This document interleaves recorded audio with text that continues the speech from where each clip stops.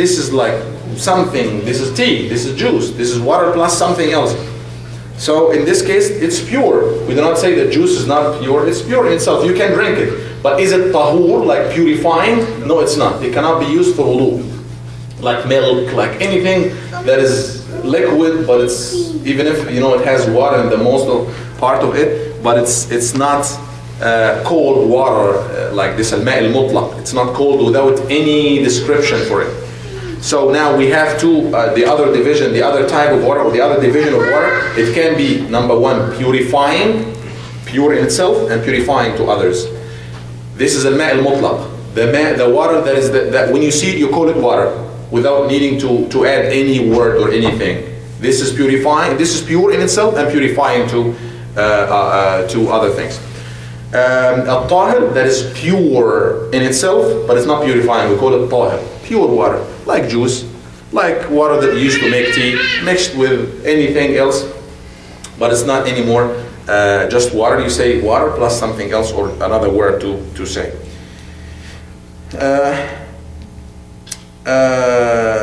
Just a rule for you to say, to know it.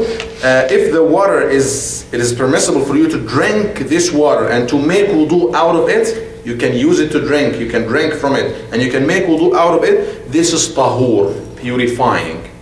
But if this water it's only okay to drink from it, but you cannot use to make wudu, then this is called al-tahir. That is pure in itself, but it's not purifying. And then the third type of water that is, it's not purifying and it's not pure in itself. It's called najis, al-ma'u najis, that is impure water. You cannot use to drink, nor to make wudu or to make any other, like ghusl or so on. Generally speaking, the water that is Allah subhanahu wa ta'ala creates as is, as Allah subhanahu wa ta'ala created it, this is water that you can use. It's tahur, it's ma' mutlaq, as Allah created it. Even if it might, as I mentioned, it might be different. Like some, it has some minerals, some are salty, some are fresh. As Allah created it, then this is, we call it al-ma' al-mutlaq, the ultimate water. Water without any other description. So this can be used. But water mixed with anything else, then it's not. It might not be tahur. طيب. Al-tahir.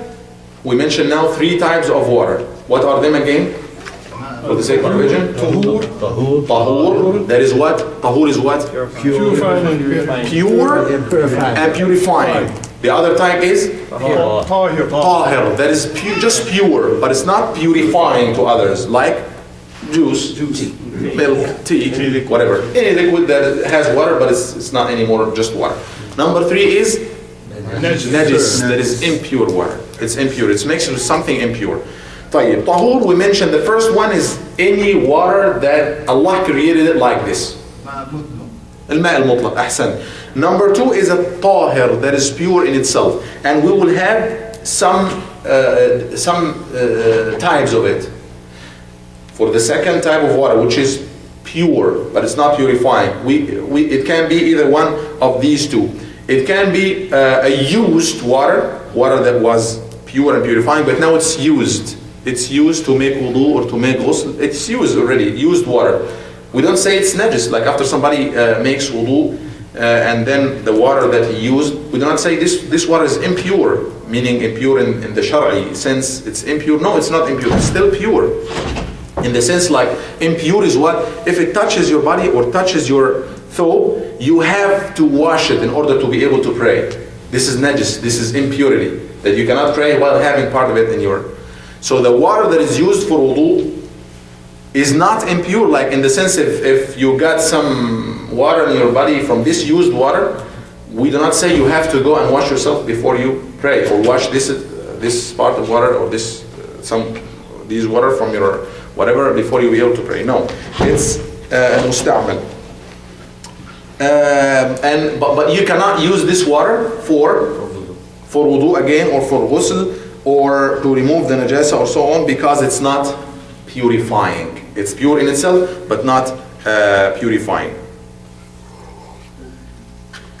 طيب. Now we're talking about the second type of wudu, which is الطاهر, the pure water, and it can be either one of two. It can be used water that is used for wudu, to make wudu, earlier wudu or so on. The second type is al-mutaghayyir bi-tahir, that it changed, but because it's mixed with something that is pure. It changed now, it's not just the water, because it's mixed with something that is pure. So now the water changed. When I say changed, we have three descriptions or three things to have in mind to judge water: the smell, the taste, color, and the color. So when I say change, either one of these three, the color of the water is different now.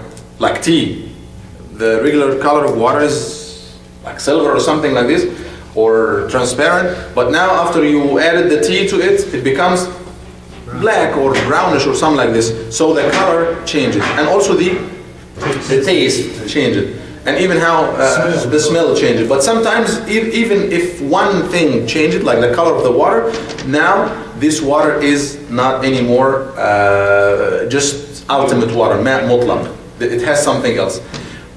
So the second type of tahir, al-ma' al-tahir, the pure water, is that is mixed with something tahir, that changed any of the three characteristic, let me say, of water. Either its color, its taste, or its smell.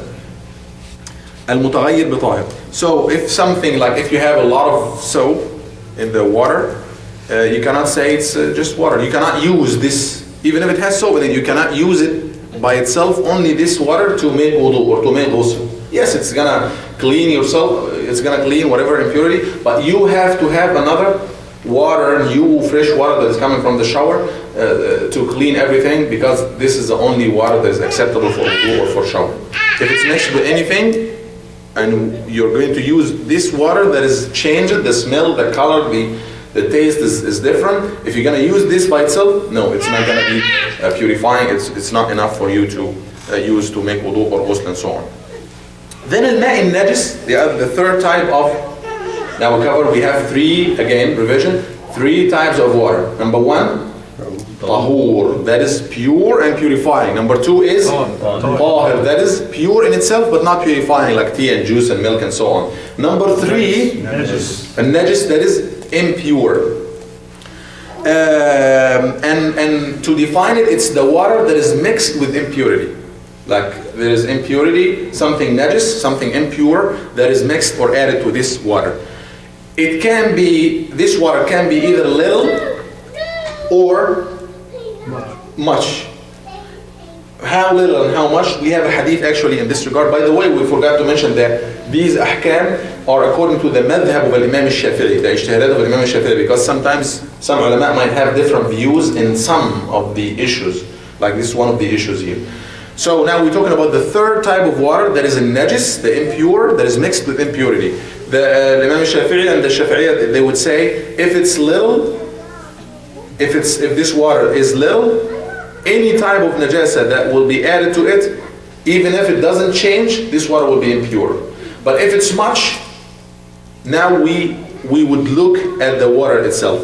If it doesn't change, then it's still pure. If it changes, if any of the three descriptions, color, taste, or smell changes, then we are not supposed to do it. So what is the limit? Where is the limit? قالوا القلتين.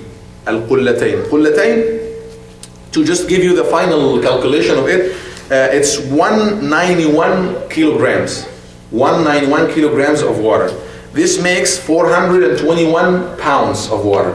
And if you're talking about the gallons, the American gallons, because we have other types of gallons, it's going to be 50 gallons. 50 gallons. 50 gallons of water. So if it's anything, the ulama would mention if it's 1 or 2 gallons less, it's if it's like up to 48 gallons, it should take the same ruling as 50. So let's talk generally. If you have 50 gallons of water, or up to 47.99 gallons of water, and there's any najasa, any impurity that's added to it, like a drop of urine or something, then this water is najis. You cannot use it. You cannot use it. Even if it's